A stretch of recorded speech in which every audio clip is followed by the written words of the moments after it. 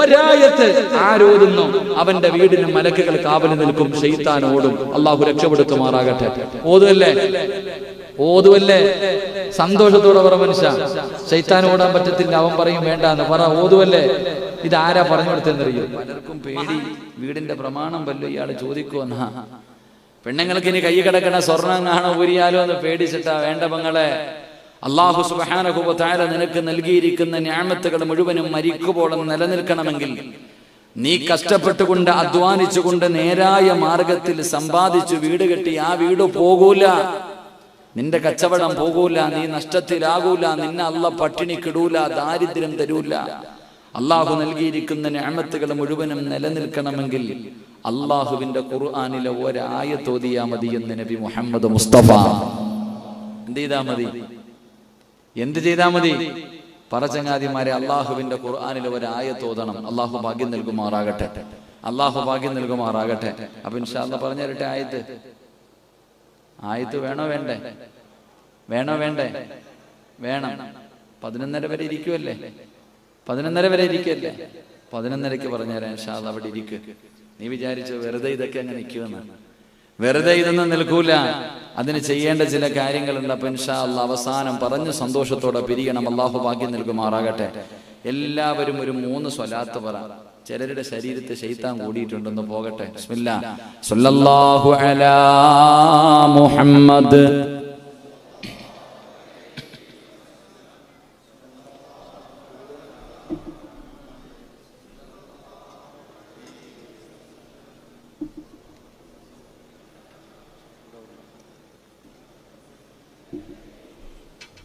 അള്ളാഹു സ്വീകരിക്കുമാറാകട്ടെ. ഈ സ്വലാത്തിന്റെ ബറക്കത്ത് കൊണ്ട് അള്ളാഹു നമ്മുടെ ജീവിതത്തിലെ സർവ്വ പ്രയാസങ്ങളും സർവ്വ ഇടങ്ങേറുകളും അള്ളാഹു മാറ്റി തരുമാറാകട്ടെ. എന്റെ പ്രിയമുള്ളവരെ, മഹാനായി നബി മുഹമ്മദ് മുസ്തഫ, മഹാനായി നബി മുഹമ്മദ് മുസ്തഫ പോരാ, മഹാനായി നബി മുഹമ്മദ് മുസ്തഫ സ്വല്ലല്ലാഹു അലൈഹി വസല്ലമ തങ്ങൾ അവിടെ ഒരിക്കൽ പറഞ്ഞു, 4 കാര്യങ്ങൾ ഏതു മനുഷ്യന് ലഭിക്കുന്നുണ്ടോ അവൻ വല്ലാത്ത ഭാഗ്യവാനാണ്. 4 കാര്യങ്ങൾ ഈ സദസ്സിലിരിക്കുന്ന ഏതെങ്കിലും ഒരു മനുഷ്യന് 4 കാര്യങ്ങൾ ലഭിച്ചിട്ടുണ്ടെങ്കിൽ അവൻ വല്ലാത്ത ഭാഗ്യവാനാ. നമ്മൾ ഭാഗ്യവാനെ കാണുന്നത് വേറെ ചില കാര്യങ്ങൾ നോക്കിയിട്ടാണോ? പണമുള്ളവൻ വല്ലാത്ത ഭാഗ്യവാൻ, ജോലിയുള്ളവൻ വല്ലാത്ത ഭാഗ്യവാൻ, രാഷ്ട്രീയത്തിൽ പിടിപാടുള്ളവൻ വലിയ വല്ലാത്ത ഭാഗ്യവാൻ, അല്ലെങ്കിൽ ജമാഅത്തിന്റെ പ്രവർത്തകനായാൽ ജമാഅത്തിന്റെ പരിപാലക സമിതിയിലെ പ്രസിഡന്റ്, ഇതൊക്കെ നമ്മൾ കാണുന്നേ. എങ്കിൽ എന്റെ സഹോദരിമാരെ, അള്ളാഹുവിന്റെ പ്രവാചകൻ സല്ലല്ലാഹു അലൈഹി വസല്ലമ തങ്ങൾ പറഞ്ഞു, 4 കാര്യങ്ങൾ ഏത് മനുഷ്യന് ലഭിക്കുന്നുണ്ടോ അവന് വല്ലാത്ത ഭാഗ്യവാനാണ്. അതിൽ ഒന്നാമതായി പ്രവാചകൻ സല്ലല്ലാഹു അലൈഹി വസല്ലമ തങ്ങൾ പറഞ്ഞു, സാലിഹത്തായ ഒരു ഭാര്യ. സാലിഹത്തായ അള്ളാഹുവിനെ ഭയന്ന് ജീവിക്കുന്ന ഒരു ഭാര്യ. ഈ സദസ്സിലിരിക്കുന്ന ഏതെങ്കിലും ഒരു പെണ്ണിനെ നല്ല ഒരു ഭർത്താവിനെ ലഭിച്ചിട്ടുണ്ടോ? നീ ഭാഗ്യവതിയാണെന്ന് നബി മുഹമ്മദ് മുസ്തഫ. ഉറക്കെ നബി മുഹമ്മദ് മുസ്തഫ സല്ലല്ലാഹു അലൈഹി വസല്ലം. പ്രവാചകൻ രണ്ടാമതായിട്ട് അവിടെ നിന്ന് പറഞ്ഞു, ഭാഗ്യവാൻ ആരെന്നറിയോ? അള്ളാഹുവിന്റെ പ്രവാചകൻ പറഞ്ഞു, ദുനിയാവിലും ആഖിറത്തിലും ഉപകരിക്കുന്ന സ്വാലിഹായ സന്താനം. ഖുർആൻ ഓതാൻ അറിയുന്ന ഇതുപോലെയുള്ള മക്കൾ. എന്റെ പ്രിയമുള്ളവരെ, അവന്റെ വാപ്പയും ഉമ്മയും സന്തോഷവാ. എന്റെ പൊന്നുമോൻ ഇതുപോലെ ഒരു മകനെ കിട്ടിയല്ലോ എന്ന് ഓർത്തിട്ട് സന്തോഷിക്കുക. പ്രവാചകൻ സല്ലല്ലാഹു അലൈഹി വസല്ലമ തങ്ങൾ പറയുന്നു, മയ്യത്ത് കുളിപ്പിക്കാൻ അറിയുന്ന, മയ്യത്ത് നമസ്കരിക്കാൻ അറിയുന്ന, ഖബറിന്റെ ചാരത്ത് വന്ന് നെഞ്ചുപൊട്ടിയിട്ട് എന്റെ ഉപ്പയ്ക്കും ഉമ്മയ്ക്കും സ്വർഗ്ഗം കൊടുക്കണേ എന്ന് ആത്മാർത്ഥമായി ഇഖ്ലാസോടുകൂടി അള്ളാഹുവിന്റെ മുന്നിൽ ദുആ ചെയ്യുന്ന സ്വാലിഹായ സന്താനം ഈ സദസ്സിലിരിക്കുന്ന ഏതെങ്കിലും ഒരു വാപ്പയ്ക്കോ ഉമ്മയ്ക്കോ ലഭിച്ചിട്ടുണ്ടെങ്കിൽ നീയാണ് ഭാഗ്യവാനെന്ന് നബി മുഹമ്മദ് മുസ്തഫ സല്ലല്ലാഹു അലൈഹി വസല്ലം. മൂന്നാമതായിട്ട് പ്രവാചകൻ പറഞ്ഞു തന്നു, കേറി കിടക്കാൻ സ്വന്തമായിട്ടൊരു വീട്. മൂന്നാമതായിട്ട് അള്ളാഹുവിന്റെ പ്രവാചകൻ സല്ലല്ലാഹു അലൈഹി വസല്ലമ തങ്ങൾ അവിടെ നിന്ന് പറഞ്ഞു തന്നു, മൂന്നാമത്തെ കാര്യം സ്വന്തമായിട്ടൊരു ഭവനം. എന്റെ പ്രിയമുള്ള സഹോദരങ്ങളെ, സ്വന്തമായൊരു വീട് വേണം എന്ന് ആഗ്രഹിക്കാത്ത ആരുമില്ല. എല്ലാവർക്കും വീടിനോട് വല്ലാത്ത ഒരു ആഗ്രഹമാണ്. ആണായാലും പെണ്ണായാലും എല്ലാവർക്കും വീടിനോടൊരു മോഹം. കാരണം വീടിനോട് ആഗ്രഹമില്ലാത്ത ആരുമില്ല. കേറിക്കിടക്കാൻ സ്വന്തമായിട്ടൊരു ഭവനം വേണമെന്ന് ആഗ്രഹിക്കാത്ത ആരുമില്ല. കാരണം വീടിനോടുള്ള ആഗ്രഹം ഇന്നു മുതൽ തുടങ്ങിയതല്ല. എന്റെ പ്രിയമുള്ളവരെ, ഈ രാത്രിയിൽ നിങ്ങളുടെ എല്ലാ തിരക്കുകളും മാറ്റിവെച്ചിട്ട് നിങ്ങൾ ഇവിടെ വന്നിരിക്കുന്നത് എന്തിനു വേണ്ടിയാ? എന്തിനാ നിസ്കരിക്കുന്നേ? എന്തിനാ ഖുർആൻ ഓതുന്നേ, എന്തിനാ സദഖ കൊടുക്കുന്നേ, എന്തിനാ സൽക്കർമ്മങ്ങൾ ചെയ്യുന്നേ? ഇതെല്ലാം ഒരു വീട് കിട്ടുന്നതിന് വേണ്ടിയാ. നമ്മളെല്ലാവരും ഈ കഷ്ടപ്പെടുന്നത് ഒരു വീടിന് വേണ്ടി. ഏത് വീട്? അത് ദുനിയാവിലെ വീടല്ല, അത് നമ്മുടെ തറവാടായ അള്ളാഹുവിന്റെ അനുഗ്രഹങ്ങൾ കൊണ്ട് നിറച്ച സ്വർഗമാണെന്ന് നബി മുഹമ്മദ് മുസ്തഫ. എല്ലാവരും സല്ലല്ലാഹു അലൈഹി വസല്ലം, പ്രവാചകൻ സല്ലല്ലാഹു അലൈഹി വസല്ലം തങ്ങൾ ഇവിടെ നിന്ന് പറയും, നമ്മളെല്ലാവരും സ്വർഗത്തിൽ പോകാൻ വേണ്ടിയായി കഷ്ടപ്പെടുന്നേ. സ്വർഗം എന്ന് പറഞ്ഞാൽ എന്താ? നമ്മുടെ തറവാട്. നമ്മുടെ തറവാട്, ആ തറവാട്ടിൽ നിന്നാണ് നമ്മുടെ വാപ്പയെയും ഉമ്മയെയും അള്ളാഹു ഒരു അവസരത്തിൽ ഇറക്കി വിട്ടത്. നമ്മുടെ വാപ്പയും ഉമ്മയും ആ സ്വർഗത്തിലാ താമസിച്ച് അവരവിടെയാണ് സന്തോഷത്തോടുകൂടി ഒരുപാട് കാലം കഴിഞ്ഞിരുന്നത്. ആ സ്വർഗത്തിൽ നിന്നാണ് നമ്മുടെ വാപ്പയെയും ഉമ്മയെയും അള്ളാഹു പുറത്താക്കിയത്. അതുകൊണ്ട് എന്റെ പ്രിയമുള്ളവരെ, നമ്മളെല്ലാവരും ആ വീട്ടിലേക്ക് മടങ്ങിപ്പോകാൻ, ആ വീട്ടിലേക്ക് ചെല്ലണമെന്ന് ആഗ്രഹിച്ചുകൊണ്ടാണ് ഇത് മുഴുവനും നമ്മൾ ചെയ്യുന്നതെങ്കിൽ, എന്റെ പ്രിയമുള്ള സഹോദരങ്ങളെ, എന്തിനാ നമ്മൾ വീട് കെട്ടുന്നത്? വീട് കൊണ്ടുള്ള പ്രയോജനം എന്താ? വീട് കൊണ്ടുള്ള പ്രയോജനം എന്താ? എന്റെ പ്രിയമുള്ള സഹോദരങ്ങളെ, വീടെന്ന് പറഞ്ഞാൽ എന്തെന്നറിയുമോ? അള്ളാഹുവിന്റെ പരിശുദ്ധമായ ഖുർആൻ, അള്ളാഹുവിന്റെ പരിശുദ്ധമായ ഖുർആൻ അവിടെ നിന്ന് വീടിനെ കുറിച്ച് പറഞ്ഞത്, വല്ലാഹു ജഅല ലക്കും മിൻ ബുയൂതികും സകന. അള്ളാഹുവിന്റെ പരിശുദ്ധമായ ഖുർആൻ പറഞ്ഞത് വീടെന്ന് പറഞ്ഞാൽ സമാധാനം നൽകുന്ന ഒരിടമാണ്. വീടെന്ന് പറഞ്ഞാൽ ഒരു സമാധാനം നൽകുന്ന ഒരിടമാണ് നമ്മുടെ വീട്. എത്ര വലിയ തിരക്കുള്ള മനുഷ്യനാകട്ടെ, എത്ര വലിയ തിരക്കുള്ള മനുഷ്യനാണെങ്കിലും, യാത്ര ചെയ്യുന്ന മനുഷ്യനാണെങ്കിലും, ഇല്ല ഇനി അള്ളാഹുവിന്റെ കഅബാലയത്തിൽ ഉംറയ്ക്ക് പോകുന്ന മനുഷ്യനാണെങ്കിലും, ആ മനുഷ്യന്റെ മനസ്സിൽ ഒരു ആഗ്രഹമുണ്ട്, അള്ളാഹുവെ എല്ലാം കഴിഞ്ഞ് വീട്ടിൽ പോയിരുന്നെങ്കിൽ ഒരു സമാധാനം കിട്ടിയേനെ. എന്റെ പ്രിയമുള്ളവരെ, കാരണം വീട് സമാധാനം തരുന്നതാണ്. എല്ലാവരും പറയും, എത്ര തിരക്കുള്ളവരാണെങ്കിലും ഞാനും വഴുത കഴിയും, ശനിയാഴ്ച ഇറങ്ങും, വ്യാഴാഴ്ച വന്ന് വീട്ടിൽ ചെന്നാൽ സമാധാനം ഒന്ന് റെസ്റ്റ് എടുക്കാലോ. അപ്പൊ വീട് സമാധാനം തരുന്ന ഒരിടമാണ്. എന്നാൽ നമുക്ക് എല്ലാവർക്കും വീടുണ്ട്. നമ്മൾ വിചാരിച്ചിരിക്കുന്നത് സമാധാനം തരുന്നത് 2 നിലയുള്ള ലക്ഷങ്ങൾ കോടികൾ ചിലവഴിച്ചിരിക്കുന്ന വീടാ. എ സി റൂം, അള്ളാഹുവെ പടച്ചവനെ, മനോഹരമായ ലൈറ്റുകൾ, അള്ളാഹുവെ പടച്ചവനെ ബാംഗ്ലൂരിൽ നിന്ന് കൊണ്ടുവന്ന ഗ്രാനൈറ്റുകൾ, എന്റെ പ്രിയമുള്ളവരെ നല്ല ഗാർഡൻ, വീടിന്റെ മുന്നിൽ മനോഹരമായ വാഹനങ്ങൾ, പടച്ചവനെ ചൈനയിൽ പോയി നിന്ന് കൊണ്ടുവന്നിരിക്കുന്ന ഫർണിച്ചറുകൾ, ഇതെല്ലാം ഇങ്ങനെ വീടിന്റെ അകത്ത് വെച്ചിരിക്കുന്നു. അപ്പൊ ഇതൊക്കെ ചെയ്താൽ നമുക്ക് സമാധാനം കിട്ടുമെന്നാണ് നമ്മൾ കരുതുന്നത്. എന്നാൽ ഇതെല്ലാം നമ്മുടെ വീട്ടിലുണ്ട്, പക്ഷേ നമ്മുടെ വീട്ടിൽ സമാധാനമില്ല, നമ്മുടെ വീട്ടിൽ സന്തോഷമില്ല. കിടക്കാൻ വീടുണ്ട്, നമുക്ക് മക്കളുണ്ട്, നമുക്ക് ഭാര്യയുണ്ട്, എല്ലാവരും നമ്മുടെ കൂടെ ഉണ്ടായിട്ട് നമുക്ക് സമാധാനവും സന്തോഷവും കിട്ടുന്നില്ല. അതിന്റെ കാരണമെന്താ? എന്റെ പ്രിയമുള്ള സഹോദരങ്ങളെ, മഹാനായ നബി മുഹമ്മദ് മുസ്തഫ സല്ലല്ലാഹു അലൈഹി വസല്ലമ തങ്ങൾ പറഞ്ഞു, ഒരു മനുഷ്യനെ അള്ളാഹു നശിപ്പിക്കാൻ ഉദ്ദേശിച്ചാൽ അവന് 2 കാര്യങ്ങൾ ചെയ്യാനുള്ള ആഗ്രഹം കൊടുക്കുമെന്ന് നബി മുഹമ്മദ് മുസ്തഫ. ഉറക്കെ പറ, നബി മുഹമ്മദ് മുസ്തഫ. ഒരു മനുഷ്യനെ അള്ളാഹു നശിപ്പിക്കാൻ ഉദ്ദേശിച്ചാൽ അള്ളാഹു അവന് 2 കാര്യങ്ങൾ ചെയ്യാനുള്ള ആഗ്രഹം കൊടുക്കും. ആ 2 കാര്യങ്ങളിൽപ്പെട്ട ഒന്ന്, അള്ളാഹു അവന് വീട് വെക്കാൻ മോഹം കൊടുക്കുമെന്ന് നബി മുഹമ്മദ് മുസ്തഫ എന്ന് പറഞ്ഞ, വീട് വെച്ച് മുടിയും എന്നാണ് അതിനർത്ഥം. കല്ലിനോടും മണ്ണിനോടുമുള്ള ആഗ്രഹം അള്ളാഹു കൊടുക്കും, വീട് പണിയാനുള്ള മോഹം കൊടുക്കും. എത്ര പേരുണ്ടെന്നറിയ, എത്ര കൊല്ലമെടുക്കുന്ന ഒരു വീട് പണിയാൻ.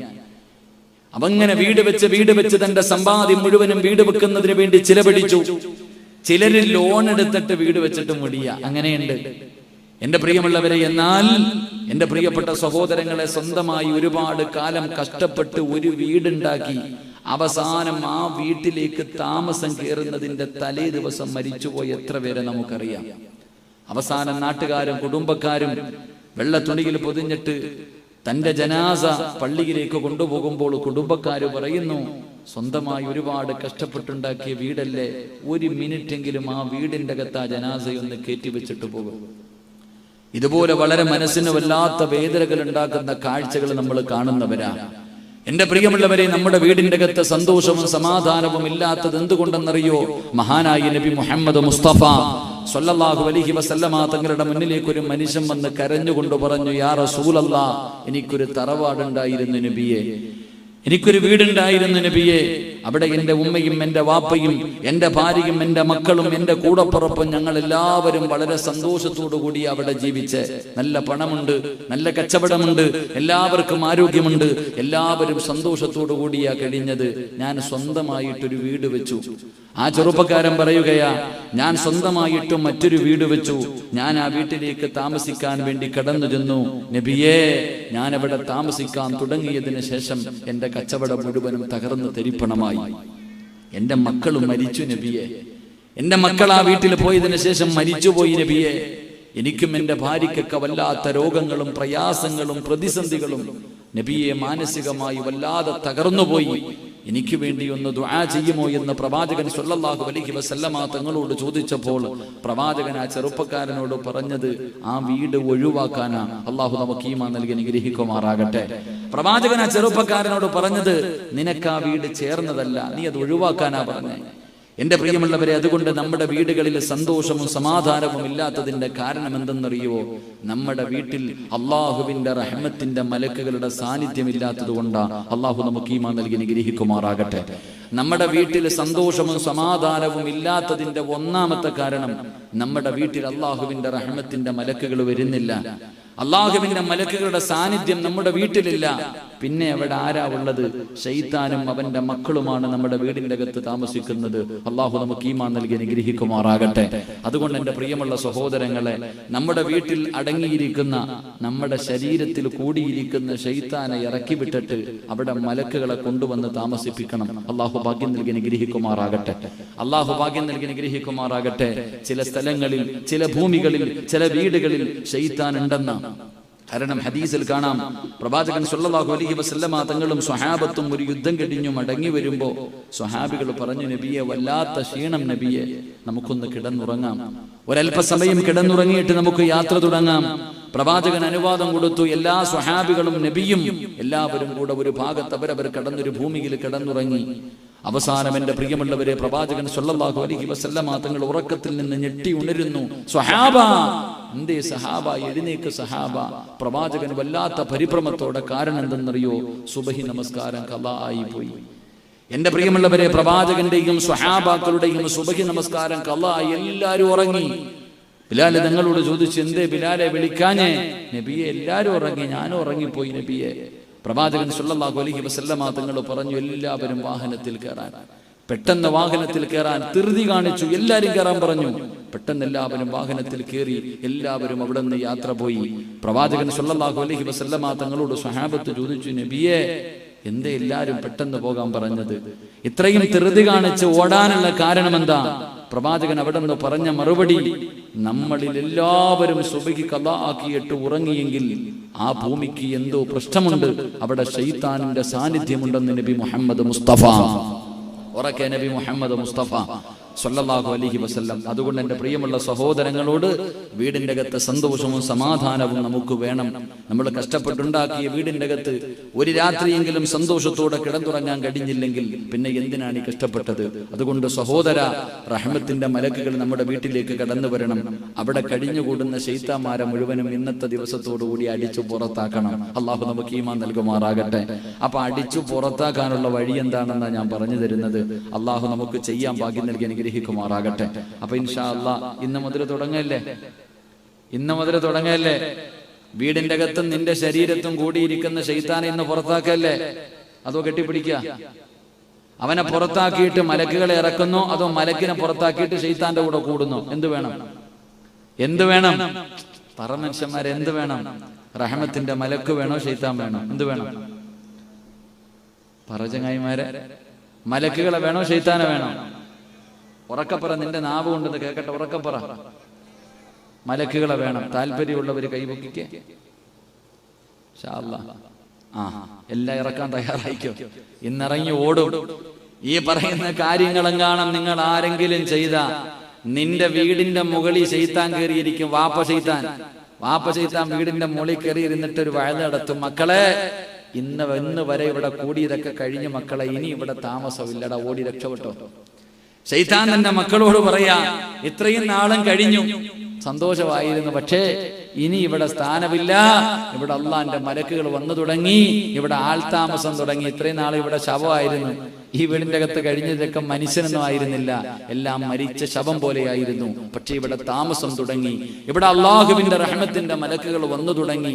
എല്ലാരും ഓടി രക്ഷപ്പെട്ടോ, അടുത്ത വീട് നോക്കിക്കോ എന്ന് ശൈത്താൻ പറയുമെന്ന് നബി മുഹമ്മദ് മുസ്തഫ സ്വല്ലല്ലാഹു അലൈഹി വസല്ലമ തങ്ങൾ അവിടെ നിന്ന് പറയുമ്പോൾ, എന്റെ പ്രിയമുള്ള സഹോദരങ്ങളെ, സഹോദരിമാരെ, അള്ളാഹുവിന്റെ പ്രവാചകൻ സ്വല്ലല്ലാഹു അലൈഹി വസല്ലമ തങ്ങൾ അവിടെ നിന്ന് പറയുകയാണ്, നമ്മൾ ഈ ഭൂമിയിൽ നിന്ന് ആകാശത്തേക്ക് നോക്കുമ്പോൾ നക്ഷത്രങ്ങൾ തിളങ്ങുന്നത് പോലെ,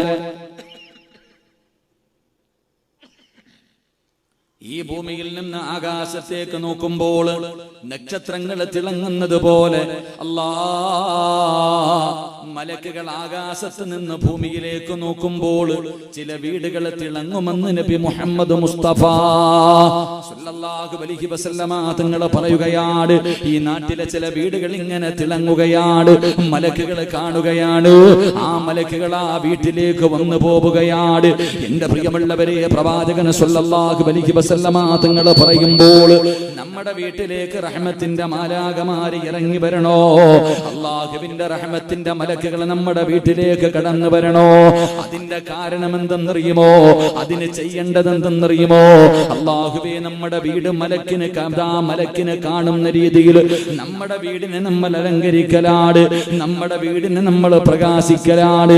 എന്റെ പ്രിയമുള്ളവരെ, എങ്ങനെയാണ് ഒരു വീട് അലങ്കരിക്കുന്നത്?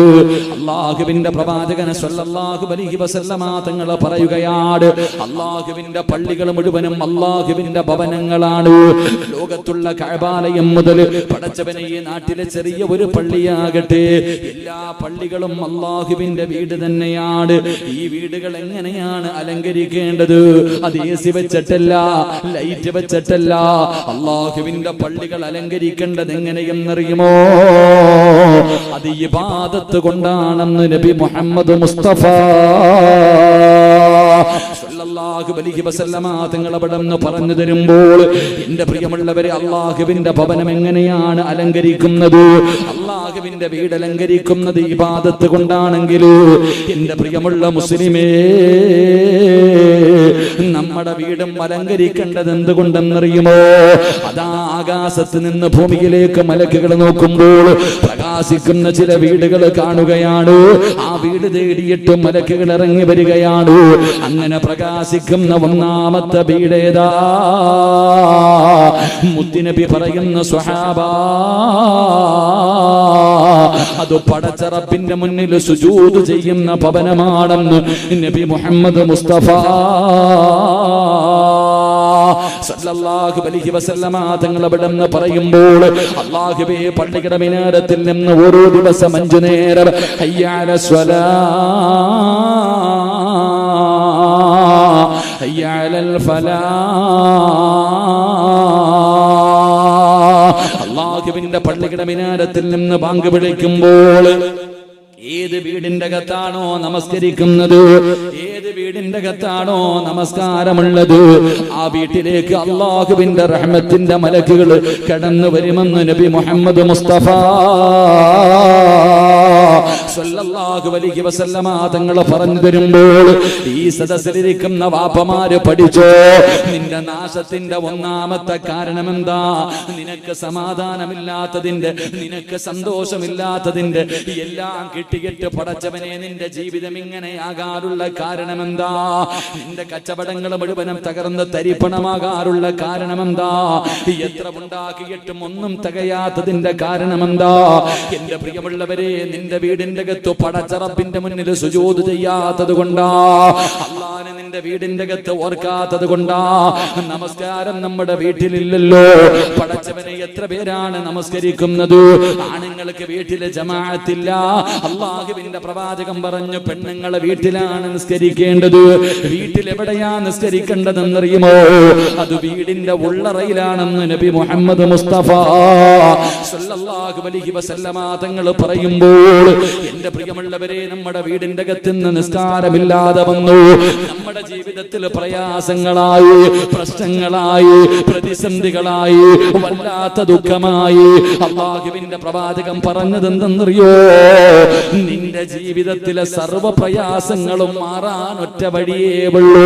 നിന്റെ കച്ചവടം ലാഭത്തിലാകണോ, നിനക്ക് വീട് വേണോ, നിനക്ക് ആഹാരം വേണോ, നിന്റെ പ്രയാസങ്ങൾ മാറണോ, നിന്റെ രോഗങ്ങൾ മാറണോ, നിന്റെ ദുഃഖങ്ങൾ മാറണോ, നിനക്ക് സമാധാനം വേണോ, അല്ലാഹുവിന്റെ പ്രവാചകൻ പറയുകയാ 5 നേരം നിസ്കരിച്ചാൽ അല്ലാഹു നിന്റെ ജീവിതത്തിലെ പ്രയാസങ്ങൾ മാറ്റി തരുമെന്ന് നബി മുഹമ്മദ് മുസ്തഫ സല്ലല്ലാഹു അലൈഹി വസല്ലമ തങ്ങൾ പറയുമ്പോൾ എത്ര വലിയ വേദനയാണെങ്കിലും മാറാൻ, എത്ര വലിയ വേദനയാകട്ടെ, എത്ര വലിയ പ്രയാസമാകട്ടെ, മാറാൻ ഒറ്റ വഴിയേ ഉള്ളൂ.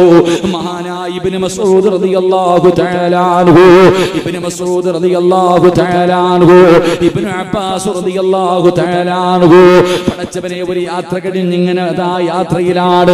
അപ്പോഴാണ് അറിയുന്നത് തന്റെ സഹോദരൻ മരണപ്പെട്ടു പോയി, തന്റെ കൂടപ്പിറപ്പ് മരണപ്പെട്ടു എന്നറിയുമ്പോൾ ഇബ്നു അബ്ബാസ് തങ്ങൾക്ക് വല്ലാത്ത വേദനയായി. സ്വന്തം സഹോദരൻ മരണപ്പെട്ടിരിക്കുകയാണ്. ആർക്കാണ് താങ്ങാൻ കഴിയുക? സ്നേഹമുള്ളവന് താങ്ങാൻ കഴിയില്ല. ഇബ്നു അബ്ബാസ് തങ്ങൾ തന്റെ കുതിരയുടെ മുകളിൽ നിന്ന് താഴെ ഇറങ്ങുകയാണ്. എല്ലാവരും അത്ഭുതത്തോടെ നോക്കി നിൽക്കുമ്പോ ഇബ്നു അബ്ബാസ് തങ്ങൾ വുദുവെടുത്തിട്ട് 2 റക്അത്ത് നമസ്കരിക്കുകയാ. അതാ 2 റക്അത്ത് നമസ്കരിച്ചു. നമസ്കാരം കഴിഞ്ഞിട്ട് തന്റെ കൂടെ വന്നവരോട് പറഞ്ഞു, നമുക്ക് യാത്ര തുടങ്ങാം. എല്ലാവരും ചോദിച്ചു, നിങ്ങൾക്ക് എങ്ങനെയാ ഇത് പറയാൻ കഴിയുന്നത്? സ്വന്തം കൂടപ്പിറപ്പ് മരണപ്പെട്ടിരിക്കുന്ന വേദന എങ്ങനെയാണ് മറക്കാൻ കഴിയുന്നത്? ഇബ്നു അബ്ബാസ് തങ്ങൾ പറഞ്ഞത് എന്തെന്നറിയുമോ? ഇസ്തഈനൂ ബിസ്സബ്രി വസ്സലാ. അല്ലാഹുവിന്റെ ഖുർആനാ പറഞ്ഞത്. എന്റെ പ്രിയമുള്ളവരെ, നമസ്കാരം എല്ലാ ദുഃഖത്തിനുമുള്ള പരിഹാരമാ, എല്ലാ പ്രശ്നങ്ങൾക്കുമുള്ള പരിഹാരമാ, എല്ലാ പ്രതിസന്ധികൾക്കുമുള്ള പരിഹാരമാ. നിസ്കാരമെന്ന പരിശുദ്ധമായ ഖുർആൻ എവിടെന്ന് പറഞ്ഞു തരുമ്പോ എന്റെ പ്രിയമുള്ളവരെ, നിങ്ങളിൽ പലരും സുബഹിക്ക് പള്ളിയിൽ പോകുന്നവരാ, ഇരിക്കുന്ന പെണ്ണുങ്ങളിൽ പലരും നിസ്കരിക്കുന്നവരാ. നിങ്ങൾ നിസ്കരിക്കില്ല എന്ന് ഞാൻ പറയുന്നില്ല. പക്ഷേ സുബഹിക്ക് പള്ളിയിലേക്ക് പോകുന്ന വാപ്പാ, നിന്റെ ഭാര്യ നിസ്കരിക്കാറുണ്ടോ? നിന്റെ ഭാര്യ നിസ്കരിക്കാറുണ്ടോ? മഹാനായ പ്രവാചകൻ സല്ലല്ലാഹു അലൈഹി വസല്ലമ തങ്ങൾ പറഞ്ഞു, ഒരു ഭർത്താവിന് സ്വർഗമുണ്ട്, ഒരു ഭർത്താവിന് സ്വർഗമുണ്ട്. ഏത് ഭർത്താവിനെന്നറിയോ? രാവിലെ സുബഹിക്ക് പള്ളിയുടെ മിനാരത്തിൽ നിന്ന് ബാങ്ക് വിളിച്ചു, നമസ്കരിക്കുന്നതിന് വേണ്ടി എഴുന്നേറ്റു, ചാരത്ത് കിടക്കുന്ന ഭാര്യയെ വിളിച്ചുണർത്തി, എന്നിട്ട് ബാത്റൂമിൽ പോയി നിന്റെ ആവശ്യങ്ങൾ മുഴുവനും കഴിഞ്ഞിട്ട് ഒതുവെടുത്തിട്ട് തിരിച്ചു വരുമ്പോ നിന്റെ ഭാര്യ അതേപോലെ അവിടെ കിടന്നുറങ്ങുകയാണ്. കിടപ്പറയിൽ എഴുന്നേക്കാതെ കിടന്നുറങ്ങുന്ന ഭാര്യയുടെ മുഖത്തേക്ക് ഒതുവെടുത്തിട്ട് നിന്റെ മുഖത്തിരിക്കുന്ന വെള്ളത്തിന്റെ തുള്ളികളുണ്ടല്ലോ, ആ വെള്ളം ഇങ്ങനെ എടുത്തിട്ട് നിന്റെ ഭാര്യയുടെ മുഖത്തിങ്ങനെ കുടഞ്ഞിട്ട് എഴുന്നേറ്റ് നിസ്കരിക്കടി എന്ന് പറയുന്ന മനുഷ്യര് അല്ലാഹു സ്വർഗ്ഗം കൊടുക്കുമെന്ന് നബി മുഹമ്മദ് മുസ്തഫ സല്ലല്ലാഹു അലൈഹി വസല്ലമ തങ്ങൾ പറയുമ്പോൾ, വാപ്പാ നീ നിന്റെ ഭാര്യയെ വിളിക്കൂല. പെണ്ണെ, തഹജ്ജുദ് നിസ്കരിക്കാൻ എഴുന്നേക്കുന്ന പെണ്ണ്, സുബഹി നിസ്കരിക്കുന്ന പെണ്ണ്, നീ നിന്റെ ഭർത്താവിനെ വിളിച്ചു നിർത്തിയിട്ട് നിസ്കരിക്കാൻ പറയുവോ? ഉസ്താദേ, ജീവിതത്തിലെ സമാധാനമില്ല, കണ്ണീരാണെന്ന് പറയുന്നതിന്റെ കാരണം അതാണ് പൊന്നുമോള്. എന്റെ പ്രിയപ്പെട്ട വാപ്പമാരോടും ഉമ്മമാരോടും ചോദിക്കട്ടെ, നീ എഴുന്നേറ്റ് പള്ളിയിൽ പോകും, നീ എഴുന്നേറ്റ് പള്ളിയിൽ പോകും, നീ എഴുന്നേറ്റ് സുബഹി നിസ്കരിക്കും. പക്ഷേ അടുത്ത റൂമിൽ കിടക്കുന്ന നിന്റെ പൊന്നുമോളെ നിസ്കരിക്കാൻ നീ വിളിക്കുവോ? എന്റെ വാപ്പയോട് ചോദിക്കുകയാ, വാപ്പാ 18ഉം 19ഉം വയസ്സുള്ള നിന്റെ പൊന്നാര മക്കള് അടുത്ത റൂമിലല്ലേ കിടക്കുന്നത്? എടാ, എഴുന്നേറ്റ് എന്റെ കൂടെ പള്ളിയിൽ വാ എന്ന് പറയാ നിന്നെ കൊണ്ട് കഴിയുമോ? അല്ലാഹുവേ, പടച്ചവനെ, പല മാതാപിതാക്കളും കരുതിയിരിക്കുന്നത് വിവാഹം കഴിഞ്ഞാൽ എല്ലാം കഴിഞ്ഞെന്നാണ്. വിവാഹം കഴിഞ്ഞാൽ എല്ലാം കഴിഞ്ഞെന്നാ? ഇല്ല വാപ്പാ, ഒരിക്കലും നീ അങ്ങനെ ചിന്തിക്കല്ലേ. നിന്റെ ബാധ്യത തീരൂല. മഹാനായ നബി മുഹമ്മദ് മുസ്തഫ സല്ലല്ലാഹു സല്ലല്ലാഹു അലൈഹി വസല്ലമ തങ്ങള് തന്റെ പ്രിയപ്പെട്ട പൊന്നുമോള് ഫാത്തിമ ബീബി റളിയല്ലാഹു തആല അൻഹാ അലിയാർ തങ്ങളുടെ കയ്യിൽ പിടിച്ചു കൊടുത്തു. തന്റെ പൊന്നാര മകളുടെ വിവാഹം കഴിഞ്ഞു. എന്നാലും അല്ലാഹുവേ, മുത്തുനബി ഫാത്തിമ ബീവിയുടെ വീടിന്റെ മുന്നിൽ ചെന്നിട്ട് അലിയാർ തങ്ങളുടെ കൂടെ റൂമിന്റെ അകത്ത് കിടക്കുന്ന പൊന്നാര മകളുടെ വീടിന്റെ മുന്നിൽ ചെന്നിട്ട് ലോകത്തിന്റെ നേതാവ് വിളിക്കുന്നു, മോളെ ഫാത്തിമ, എഴുന്നേറ്റ് നിസ്കരിക്കും മോളെ. സുബഹി നിസ്കരിക്കാനല്ല വിളിച്ചത്, തഹജ്ജുദ് നിസ്കരിക്കുന്നതിന്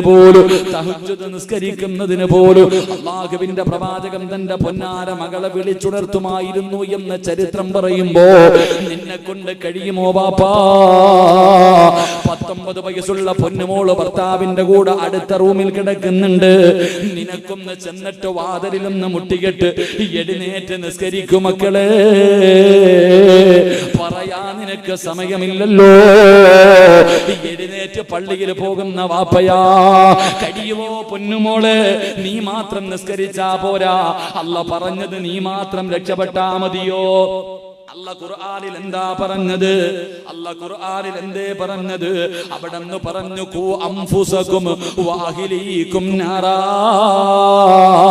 വഖൂദുഹൻ നാസു വൽ ഹിജാറാ. അല്ലാഹ് ഖുർആനിൽ പറഞ്ഞത് നീ മാത്രം രക്ഷപ്പെട്ടാ പോരാ, നിന്റെ കുടുംബത്തെ കൂടെ നരകത്തിൽ നിന്ന് രക്ഷപ്പെടുത്തണേ എന്ന് ഖുർആൻ പറയുമ്പോ സ്വന്തം മക്കളും ഭാര്യയും വീടിന്റെ അകത്ത് കിടന്ന് ഉറങ്ങുമ്പോ അവരെ വിളിച്ചുണർത്തി പള്ളിയിൽ ആൺമക്കളെ പള്ളിയിൽ കൊണ്ടുപോകാത്ത വാപ്പാ, തന്റെ പൊന്നാര മകൾ അടുത്ത റൂമിൽ കിടന്ന് സുഖിച്ചുറങ്ങുമ്പോ അവരെ വിളിച്ചുണർത്താതെ സ്വന്തമായിട്ട് സുബഹി നിസ്കരിക്കുന്ന ഉമ്മ, നിന്നെ അല്ലാഹ് വെറുതെ വിടൂല, നിന്നെ അല്ലാഹ് വെറുതെ വിടൂല. നീ ആരെന്നറിയോ? സ്വന്തം മക്കളെ പള്ളിയിൽ കൊണ്ടുപോകാതെ പടച്ചവനെ രോഗം പിടിച്ചിട്ടും നീ നടന്ന് പള്ളിയിൽ പോകുമല്ലോ. സ്വന്തം മക്കളെ പള്ളിയിൽ കൊണ്ടുപോകാത്ത വാപ്പാ, നീ ആരെന്നറിയോ? നാളെ പടച്ച റബ്ബിന്റെ പരലോകത്തിലെ ഏറ്റവും വൃത്തികെട്ടവൻ നീയാണെന്ന് നബി മുഹമ്മദ് മുസ്തഫ സല്ലല്ലാഹു അലൈഹി വസല്ലമ തങ്ങൾ പറയുകയാ, നിനക്ക് തടമുണ്ടെങ്കിലും നിനക്ക് താടിയുണ്ടെങ്കിലും നീ ഇമാമാണെങ്കിലും നീ പ്രവാചകനാണെങ്കിലും നീ ഹജ്ജ് ചെയ്തവനാണെങ്കിലും നീ പള്ളി കെട്ടിക്കൊടുത്തവനാണെങ്കിലും അല്ലാഹുവേ ഹിജാബും ധരിച്ച് കയ്യിൽ തസ്ബീഹിമിട്ട് കുത്തിക്കൊണ്ട് നടക്കുന്നവളാണെങ്കിലും നീ നാളെ പടച്ച റബ്ബിന്റെ പരലോകത്ത് കടന്നു വരുമ്പോ അല്ലാഹു നിന്നോട് സംസാരിക്കില്ല, അല്ലാഹു നിന്നോട് കരുണ കാണിക്കില്ല, അല്ലാഹു നിന്റെ മുഖത്ത് നോക്കൂല, അല്ലാഹു നിന്നെ കണ്ട പരിചയം പോലും കാണിക്കില്ല എന്ന് നബി മുഹമ്മദ് മുസ്തഫ സല്ലല്ലാഹു അലൈഹി വസല്ലമ തങ്ങൾ പറയുമ്പോൾ ഒരു വാപ്പ എങ്ങനെയാകണമെന്നറിയോ? ഒരു ഉമ്മ എങ്ങനെയാകണമെന്നറിയോ? എന്റെ പ്രിയപ്പെട്ട വാപ്പമാരോടും ഉമ്മമാരോടും എനിക്ക് പറയാനുള്ളത്, ഒരു നല്ല വാപ്പയെ ഞാൻ പറഞ്ഞു തരാ, ഒരു നല്ല വാപ്പയെ ഞാൻ പറഞ്ഞു തരാ. ആ വാപ്പ ആരെന്നറിയുമോ? മഹാനായ സയ്യിദുനാ ഉമർ ഇബ്നുൽ ഖത്താബ്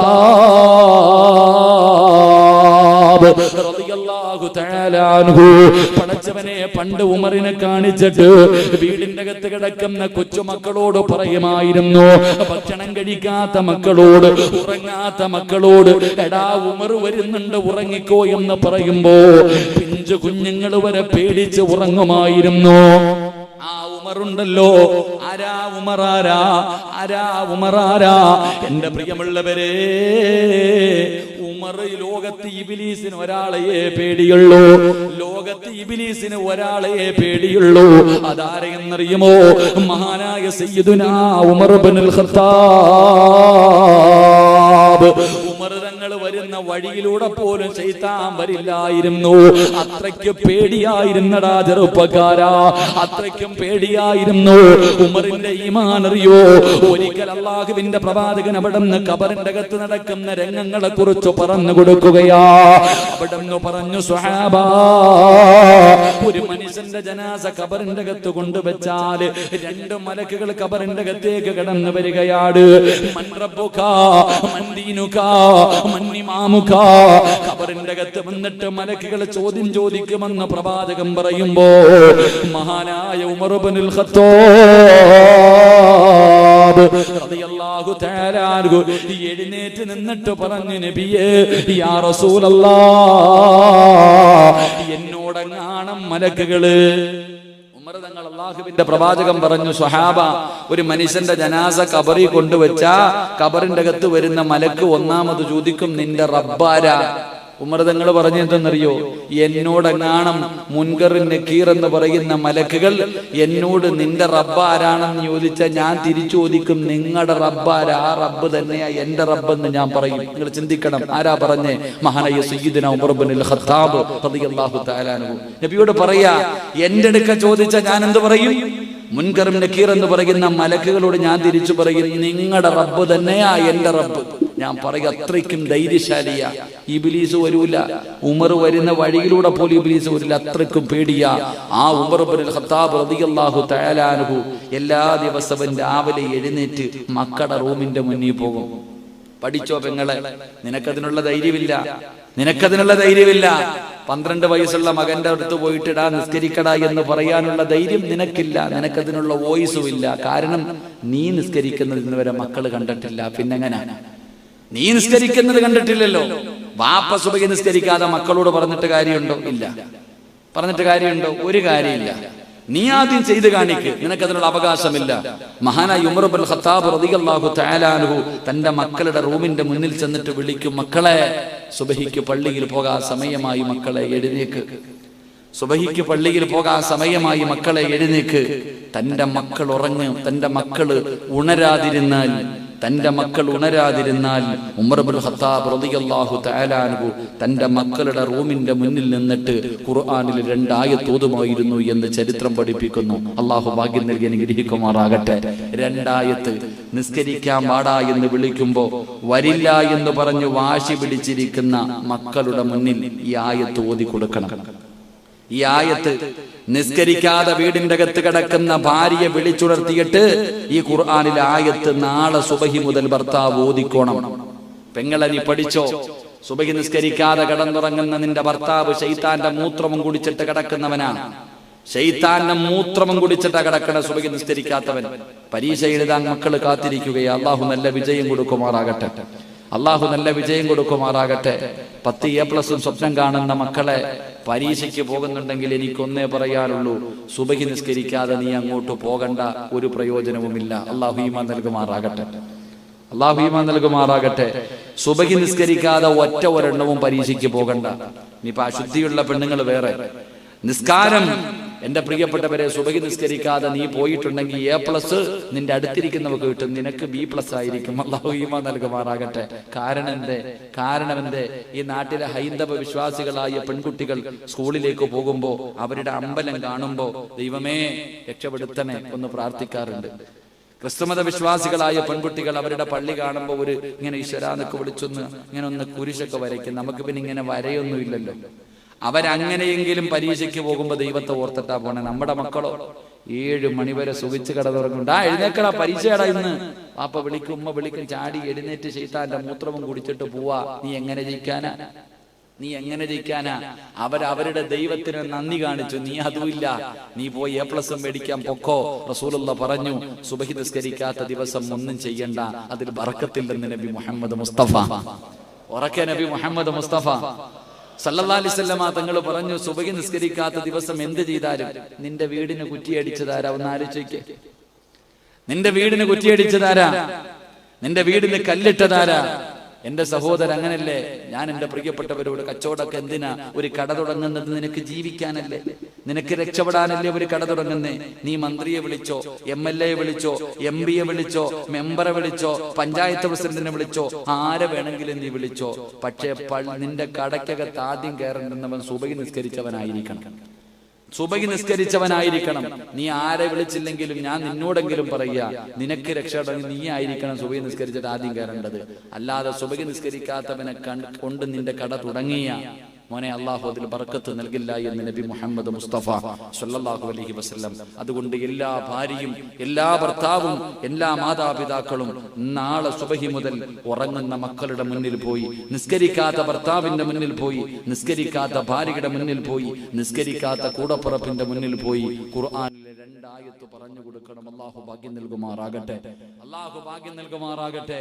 മഹാനായ സയ്യിദുനാ ഉമർ ഇബ്നുൽ ഖത്താബ് റളിയല്ലാഹു തആല അൻഹു, ഉമർ ഇബ്നുൽ ഖത്താബ് റളിയല്ലാഹു തആല അൻഹു ചെയ്യുന്നത് എന്തെന്നറിയുമോ? അല്ലാഹുവേ, നമസ്കാരത്തിന്റെ സമയമാകുമ്പോൾ വീടിന്റെ റൂമിന്റെ അകത്ത് കിടന്നുറങ്ങുന്ന മക്കളുടെ ചാരത്ത് ചെന്നിട്ട് അവിടുന്ന് തന്റെ മക്കളോട് പറയുകയാണ്, മക്കളെ എഴുന്നേക്ക്, പള്ളിയിൽ പോകാൻ, നമസ്കരിക്കാൻ സമയമായി, അല്ലാഹുവിന് നന്ദി കാണിക്കാൻ സമയമായി. എഴുന്നേക്ക് മക്കളെ, നമസ്കരിച്ചാൽ അല്ലാഹു തരുന്ന പ്രതിഫലം എന്തെന്നറിയുമോ? മഹാനായ ഉമർ ഇബ്നുൽ ഖത്താബ് റളിയല്ലാഹു തആല അൻഹു പറയുകയാണ്, ബിസ്മില്ലാഹിർ റഹ്മാനിർ റഹീം വഅ്മുർ അഹ്ലക ബിസ്സലാത്തി വസ്തബിർ അലൈഹാ.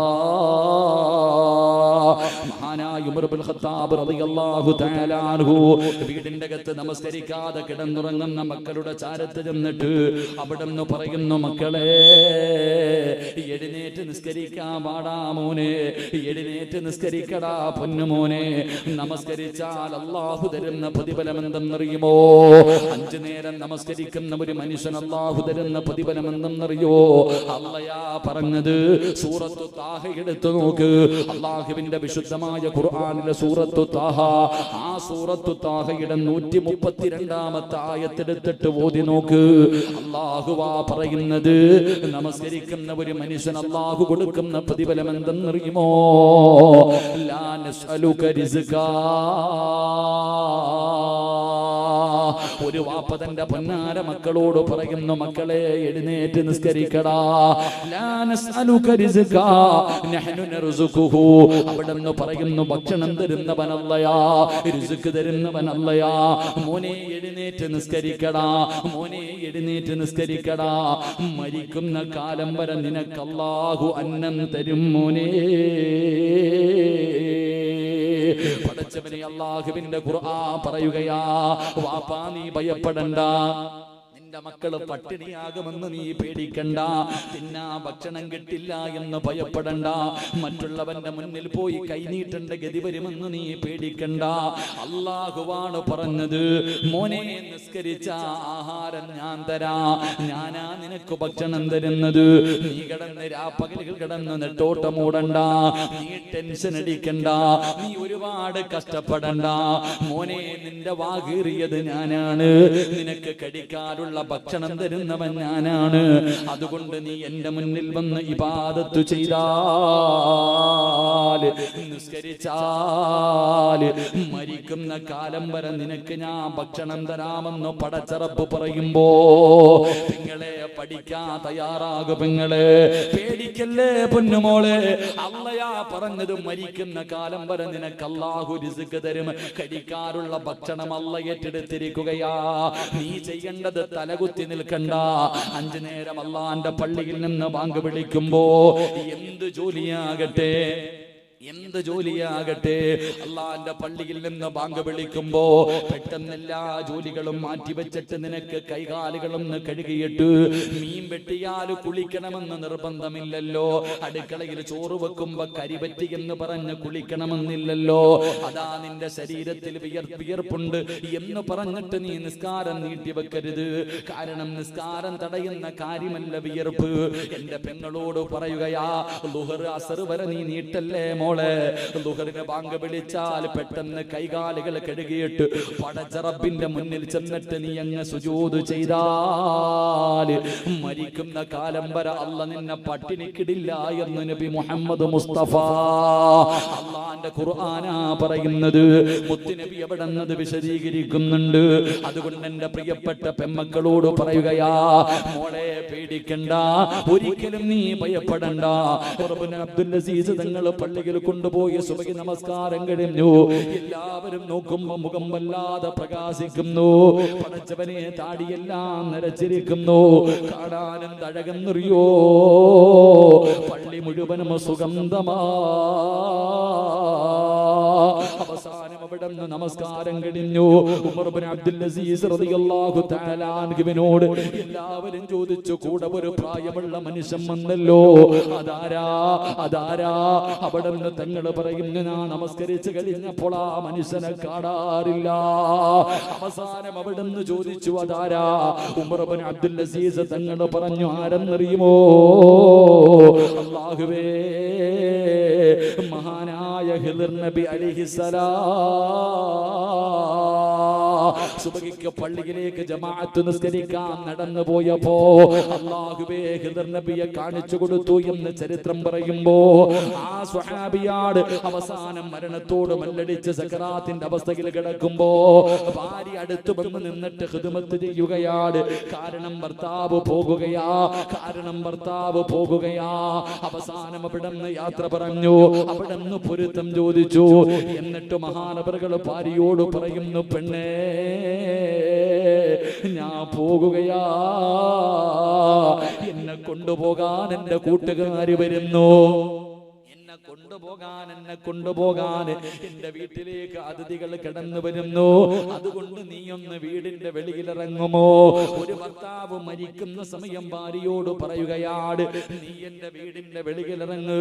ഭാര്യ വീടിന്റെ വെളിയിലിറക്കി. സുബ്ഹാനല്ലാഹ്, അതാ അവിടെ നോക്കുമ്പോൾ വീടിന്റെ അകത്ത് സംസാരം കേൾക്കുകയാ. ഭർത്താവ് ആരോടോ റൂമിന്റെ അകത്ത് കിടന്ന് സംസാരിക്കുകയാണ്.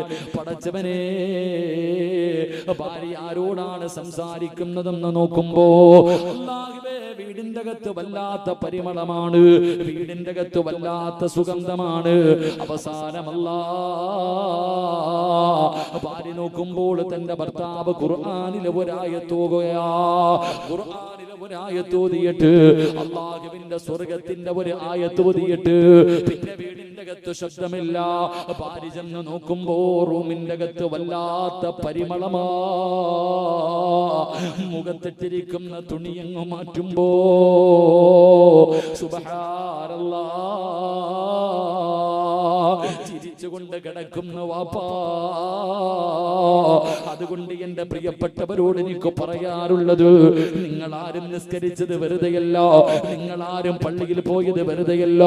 നിങ്ങളെ, നീ മരിക്കുന്ന സമയത്ത് നിന്റെ ഭാഗത്ത് മലക്കുകൾ നിന്നിട്ട് അല്ലാഹു വഅബ്ശിറൂ ബിൽ ജന്നാ, നിനക്ക് സ്വർഗം കാണിച്ചു തരും ഉമ്മ, അത് കണ്ടിട്ടേ നീ മരിക്കും ഉമ്മ. അതുകൊണ്ട് മഹാനായ ഉമർ ഇബ്നുൽ ഖത്താബ് തങ്ങള് മക്കളോട് പറയുന്ന, മോനെ എഴുന്നേക്കടാ, അല്ലാഹുവിന്റെ പള്ളിയിൽ നിന്ന് ബാങ്ക് വിളിച്ചു. പള്ളിയിൽ പോയി നിസ്കരിച്ചാൽ, ജമാഅത്തായി നിസ്കരിച്ചാ അല്ലാഹു തരുന്ന ഒന്നാമത്തെ പ്രതിഫലം എന്ത്? മരിക്കുന്ന കാലം വരെ നിനക്ക് അല്ലാഹു അന്നം മുടക്കൂല. പടച്ച റബ്ബ് നിനക്ക് റിസ്ക് തരും മോനെ. 2, അല്ലാഹു നിനക്ക് നല്ല മരണം തരും പൊന്നുമോനെ.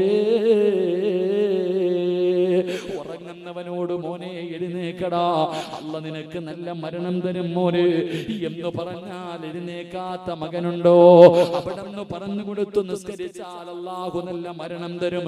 3, നിന്റെ ജനാസ മലക്ക് കബറടക്കും മനുഷ്യ.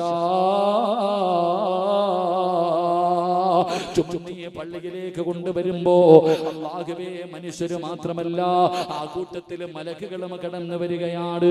4ാമത്തെ പ്രതിഫലമെന്താ? ഒരു വാപ്പ തന്റെ പൊന്നുമകനോട് പറഞ്ഞു കൊടുത്ത 4ാമത്തെ കാര്യം എന്താണ്? മൈക്ക്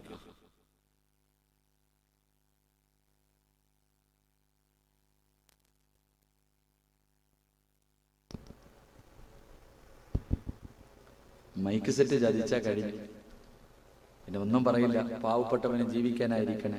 ഞാൻ ആരുടെ അന്നം മുടക്കണ ആളല്ല. അള്ളാഹു നമുക്ക് ഈമാൻ നൽകുമാറാകട്ടെ. ഈ മൈക്ക് ശബ്ദം അടഞ്ഞു പോയാ നമ്മളിപ്പോ പറയും, ആ മൈക്ക് എന്ന് പറഞ്ഞാൽ എല്ലാവർക്കും പരാതിയാ. മൈക്ക് സെറ്റിന് പിന്നെ പൈസ എന്ന് പറയും. പാവപ്പെട്ട നമുക്ക് എന്തെങ്കിലും കമ്മീഷൻ ഉണ്ടോ? അപ്പൊ നിങ്ങളുടെ അടുത്ത് ഒന്നുമില്ല. ആൾക്കാരങ്ങനെ ഈ ശബ്ദം അടഞ്ഞു പോയി നാളത്തെ സംഘാടകരെ വിളിച്ചിട്ട് തൊണ്ട അടഞ്ഞു പോയി വരില്ല എന്ന് പറഞ്ഞാൽ പിന്നെ എന്റെ കബറി കിടക്കണ വാപ്പായ പോലും അമാര് വെറുതെ വിടൂല. അപ്പൊ പിന്നെന്താ, ഇങ്ങനെ അങ്ങ് പോകാം. അള്ളാഹു ഈമാൻ നൽകുമാറാകട്ടെ. അപ്പൊ നിസ്കരിക്കാൻ നാളെ മുതൽ നിസ്കരിക്കാതെ കിടക്കുന്ന മക്കളോട് പറയേണ്ടതൊന്ന്, മോനെ എഴുന്നേറ്റ് നിസ്കരിച്ച മരിക്കുന്ന കാലം വരെ അള്ളാഹ് നിനക്ക് ഭക്ഷണം തരും. 1. 2, നിസ്കരിച്ച നല്ല മരണം അള്ളാഹു തരും. ഖുർആനാ പറഞ്ഞു. 2, നിസ്കരിച്ച നല്ല മരണം. വെള്ളിയാഴ്ച രാവിലെ പോകാം, ജുമായ്ക്ക് മുമ്പേ കൊണ്ടുപോയി ഖബറടക്കും. 3, നിന്റെ ജനാസ നാട്ടുകാരി ചുമന്നു കൊണ്ടുപോകുമ്പോ ആ ജനാസയുടെ കൂടെ ആരുണ്ടാകും? മലക്കുകളും ഉണ്ടാകും. അള്ളാഹു ഭാഗ്യം നൽകുമാറാകട്ടെ, അള്ളാഹു ഭാഗ്യം നൽകുമാറാകട്ടെ. 4, ഒന്നുകൂടെ കേട്ടോ.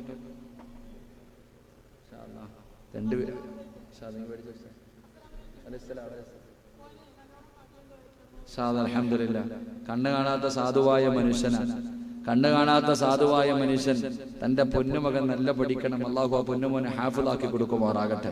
അള്ളാഹു ആ പൊന്നുമോനെ ഹാഫിളും ആലിമും ആക്കി കൊടുക്കുമാറാകട്ടെ. ഇൻഷാ അല്ലാഹ്. സംഘാടകർ ബക്കറ്റ് എടുത്തോപ്പോ എന്തായാലും ബർക്കത്തായിട്ട് കൊണ്ടുതന്നതല്ലേ. കണ്ണ് കാണാത്ത മനുഷ്യൻ തന്റെ മകന്റെ കയ്യെ പിടിച്ച് കൊണ്ടുതന്നത് നാളെ അവന്റെ കയ്യെ പിടിച്ച് സ്വർഗത്തിൽ പോകാനാണ്. നിങ്ങളെ ചിന്തിക്ക്, നിനക്ക് അള്ള കണ്ണ് തന്നില്ലേ? കാഴ്ചയില്ലേ? ഇല്ലല്ലേ? ആ സാധുവായ മനുഷ്യൻ അവൻ എത്ര വയസ്സ് വരെ നോക്കിക്കോ, ഒരു 5, ഒരു 10 വയസ്സിന്റെ താഴെ പ്രായമുള്ള മകൻ ബാപ്പായി പിടിച്ചുകൊണ്ടടക്ക. എന്തിനാ സദക്ക തന്നെ? ഉസ്താദെ, നാളെ ഇവന്റെ കയ്യിൽ പിടിച്ച് സ്വർഗത്തിൽ പോകാൻ നീ ഭാഗ്യം കൊടുക്കണേ റഹ്മാനെ. അള്ളാഹു ആ സാധുവായ മനുഷ്യന് സ്വർഗം കണ്ട് മരിക്കാൻ നീ ഭാഗ്യം കൊടുക്കണേ അല്ലാഹ്. അൽഹംദുലില്ലാ. നിങ്ങളുടെ ആഗ്രഹതായിക്കട്ടെ. സംഘാടകർ ബക്കറ്റുമായിട്ട് മുന്നിൽ വരുന്നു.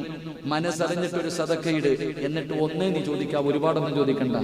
അള്ളാഹിനോട് ഒരേ ഒരു കാര്യം ചോദിക്ക്, അള്ളാഹുവെ മരിക്കുമ്പോ സ്വർഗം കണ്ടിട്ട് മരിക്കാൻ ഭാഗ്യം താ. ഒന്ന് മതി പടച്ചവനെ. ഈ സദക്കയുടെ ബർക്കത്ത് കണ്ട് ഇതിന് പകരം അള്ളയാ പറഞ്ഞത് സ്വർഗം തരാമെന്ന്, അള്ളയാ പറഞ്ഞത് സ്വർഗം തരാമെന്ന്.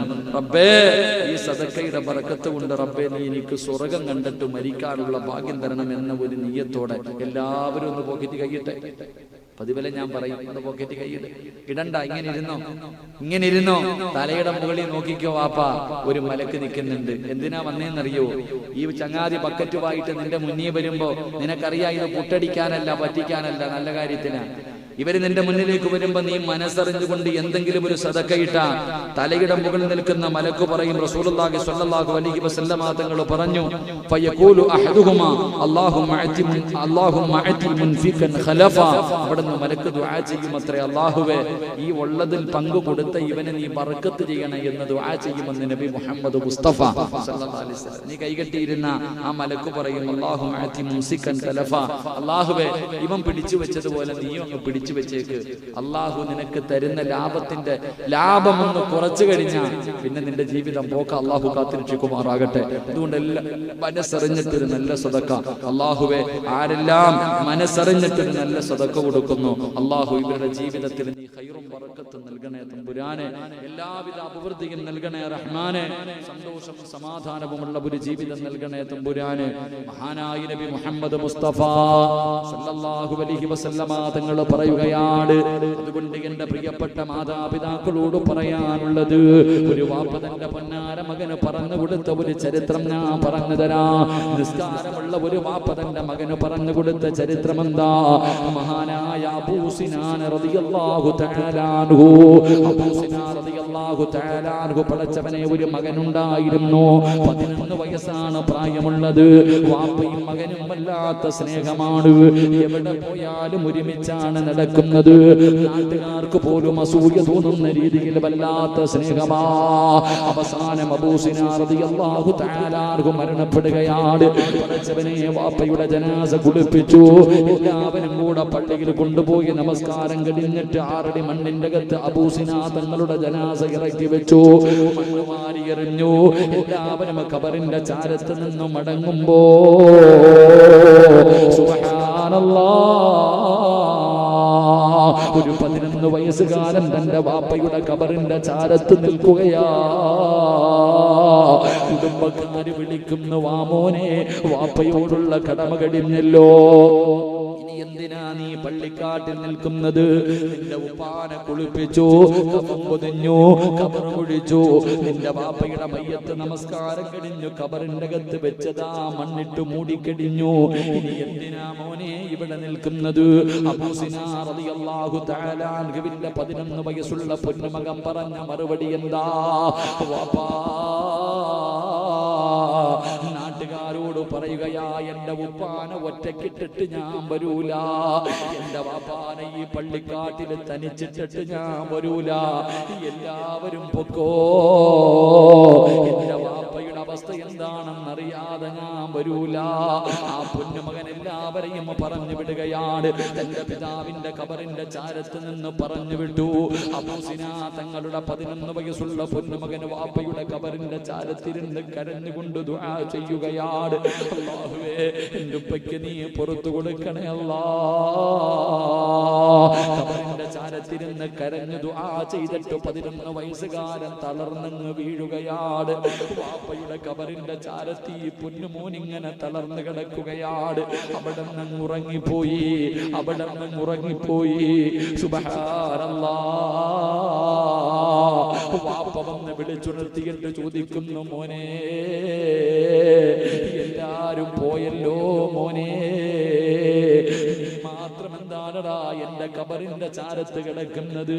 എന്റെ പൊന്നുമകൻ വീട്ടിൽ പോകുന്നില്ലേ? ആ പിഞ്ചുമകന് പറയുന്നു, വാപ്പാ ഈ കുഴിക്കകത്ത് നിങ്ങളെ ഇറക്കി കിടത്തിയിട്ട് ഞാൻ പോയാ എനിക്ക് സമാധാനം കിട്ടുവോ? എങ്ങനെയുണ്ട് വാപ്പാ? എന്റെ വാപ്പാന്റെ പുതിയ വീട് എങ്ങനെയുണ്ട്? എന്റെ വാപ്പയുടെ പുതിയ വീട് എങ്ങനെയുണ്ട്?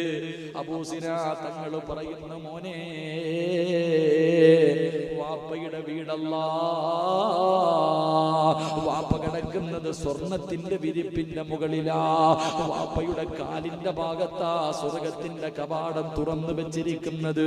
മോനെ, എന്റെ ഖബറിന്റെ അകത്ത് വല്ലാത്ത പരിമളമാണ്, വല്ലാത്ത സുഗന്ധമാണ്.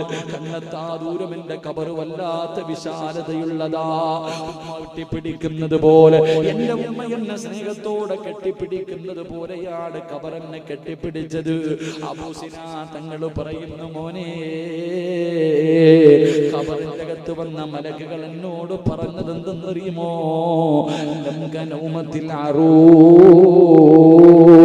പുതിയാപ്പള കിടന്നുറങ്ങുന്നത് പോലെ മണിയറക്കകത്ത് കിടക്കുന്നവനെ പോലെ കിടന്നുറങ്ങിക്കോ. ഇതാണ് മലക്കുകൾ എന്നോട് പറഞ്ഞത്. വാപ്പയ്ക്ക് ഇതിനകത്ത് സുഖമാണ് മോനെ. പൊന്നുമകൻ വാപ്പയോട് ചോദിക്കുന്നു, വാപ്പാ